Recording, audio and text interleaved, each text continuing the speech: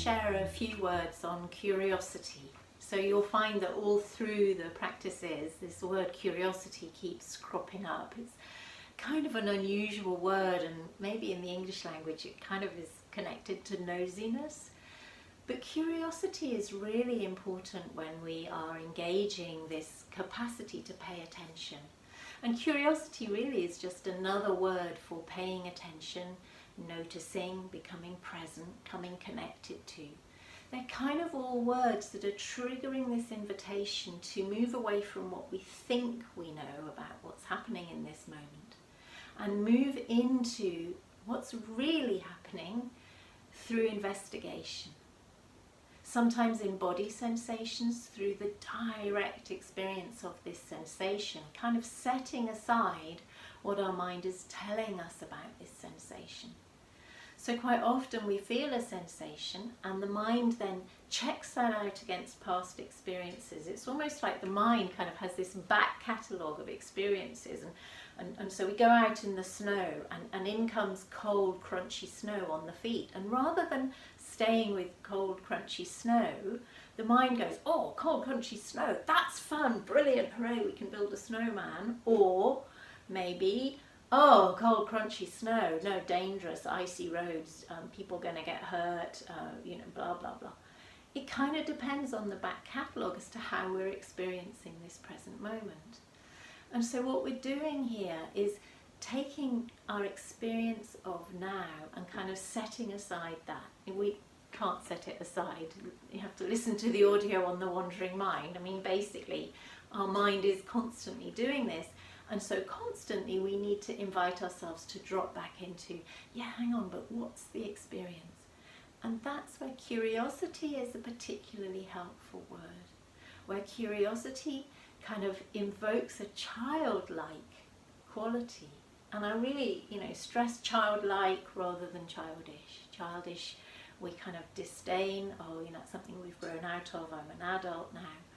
But childlike, that awe, that fascination, oh, look at this.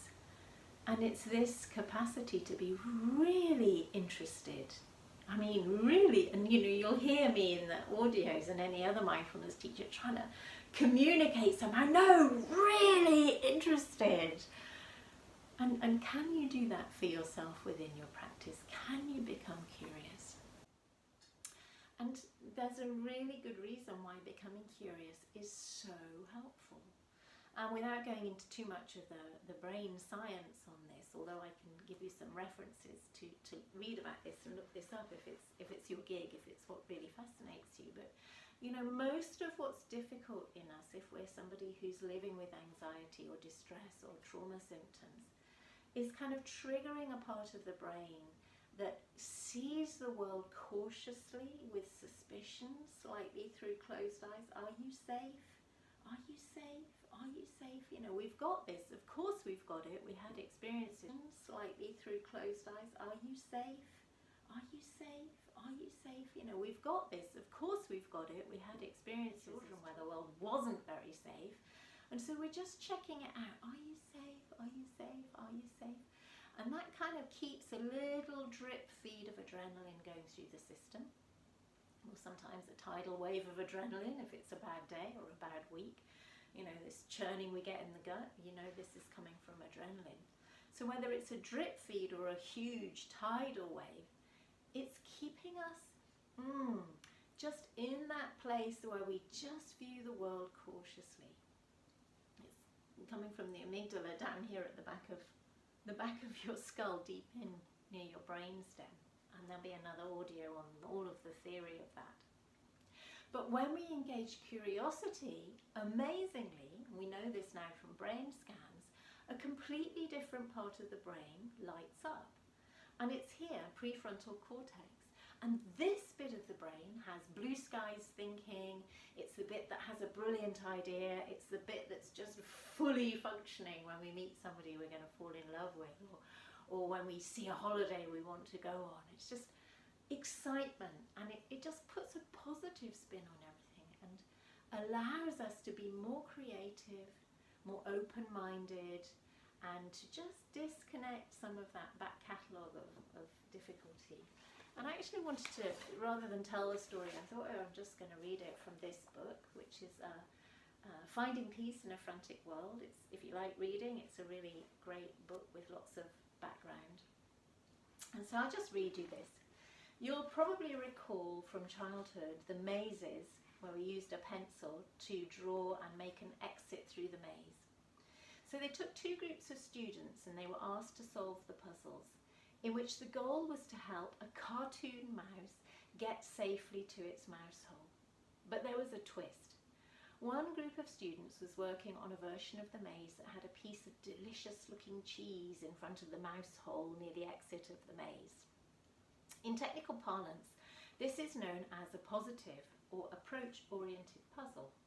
On the other group's version, there was no cheese, but instead a picture of an owl that was poised to swoop and capture the mouse in its claws at any moment. And this is known as negative or avoidance-orientated. The mazes were simple to do, and all of the students completed them in around 2 minutes. 2 minutes. It doesn't take very long to program this mind that we have. But the after effects of the puzzles on the students were poles apart. For after completing the maze, all the students were asked to do a different, apparently unrelated test that measured creativity. And when they did these, those who'd avoided the owl were 50% worse than those who'd helped the mouse to find the cheese. It turns out that avoidance closed down options in the students' minds, and it triggered their minds' aversion pathways, leaving them with a lingering sense of fear. So a 2-minute puzzle with a piece of paper, a picture of a mouse, a picture of an owl that's going to kill the mouse if it comes out at the end of the maze. 2 minutes is enough to set off this, ooh, I'm not sure if you're safe. Is it dangerous here? Are there going to be problems? This unsafe just drip feed into us shifts the way we're using our mind. And the creativity project was actually to give them a paperclip and say, can you come up with uses for this paperclip? You know, yeah, clipping paper, but also jewellery, or to clean out the back of the muck in the back of the fridge, or really unusual creative uses for a paperclip. But if you've even had a tiny drip feed of adrenaline, creativity shuts down.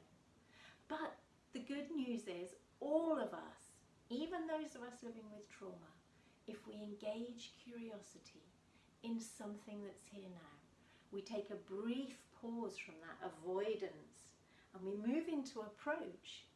You know, as we approach something we're touching, as we approach sensations in our feet, as we approach the taste of our morning cup of coffee, we're switching on the creativity and just building the muscle of noticing, building the muscle of curiosity, building the muscle of coming back into the present moment. And it kind of accumulates. It's like learning to swim. The more often we get in the pool and swim, the stronger swimmer we become. And the more often we use approach mode, approaching the dog, approaching anything, we just build that capacity bit by bit by bit. We're using our mind to change our brain, and as we change our brain, that changes our mind, and just offers us some respite, some shift from some of the stuff we've been handed to work with.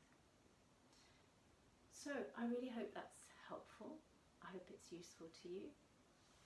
And I thought I'd read you a poem about curiosity and moving towards. It's called The Word by Tony Hoagland.